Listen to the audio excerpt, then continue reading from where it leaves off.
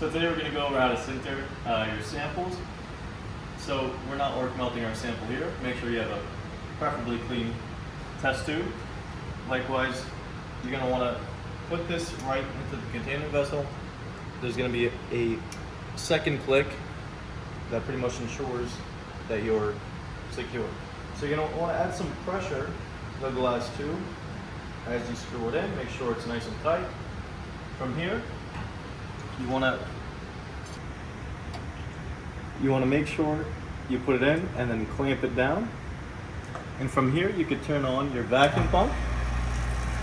And from there, you're going to want to turn this knob to the left and make sure the vacuum is allowed to form, which can be seen by the seal here, sort of drifting upwards. So now we're all ready to sinter the actual tube. So now we're going to turn on the gas. Likewise, everything is shut here. The red one's going to correspond to your gas, and the blue one is going to correspond to your oxygen. So they work inversely. So to turn on the gas, we'll have to flip this towards that way, and to turn on the oxygen, we're going to have to flip it towards us. So to start on with the gas, I'll leave the flame here, and I'll slightly turn this. I will slightly turn this the other direction. Now we have nice consistent flow. Likewise, we're going to start to bring in a little bit of oxygen, and this will just take a little bit to flow.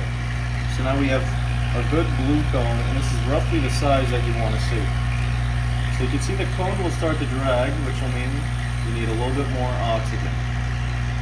So this will tend to be a slightly weaker flame than I like to work with. I like to work quite fast, so to do that, we'll increase the flame and the oxygen, again with the flame, again with the oxygen, so on and so forth, until I have something that looks like this. So you're always going to want to hold this with your dominant hand at all times, and simultaneously with your tube here, you're going to want to make sure this has enough grease. To check that, you just turn it, and if it starts moving with a slight amount of resistance, that's good. So what we're going to want to do is we're going to start off and we'll drag the flame, particularly at the blue cone, having contact with the tube. We're going to start in this sort of motion. You don't want to go too high up or too down low when you cook your sample. And likewise, you don't want to start heating this up because you're going to want to have it cool enough to disassemble it later on. So we're going to work roughly in this middle area, and once the glass tube starts to concave inwards, we no longer have to go up and down, and it's just one straight line as we're rotating. So this is going to rotate the entire time, and it'll look like this. Dominant hand picking up your flame, just like that. And likewise, this requires pushing it upwards and a slight twist. So we start to rotate around here, and make sure your glasses have a good enough amount of space, something like this, where you have enough protection. So I'll work right here with the cone, rotating it the entire time. Blue cone still in contact, going up and down until you see this concave. You also start to see it become whiter and whiter due to the heat.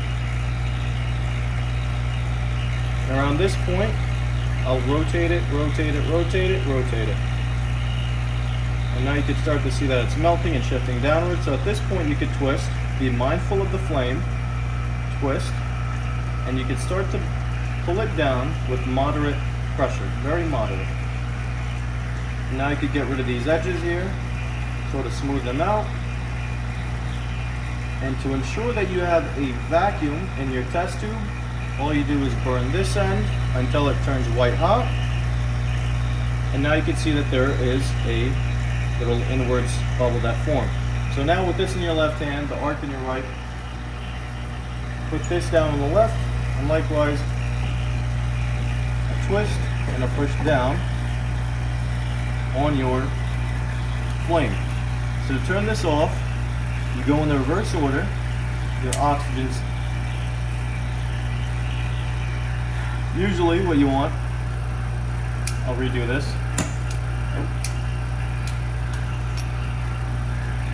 What you want to see is that you turn off the oxygen by flipping it that way. You turn off your flame lastly by turning it this way.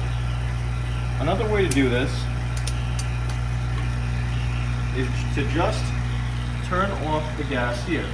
And this will ensure that there is absolutely no gas in your line.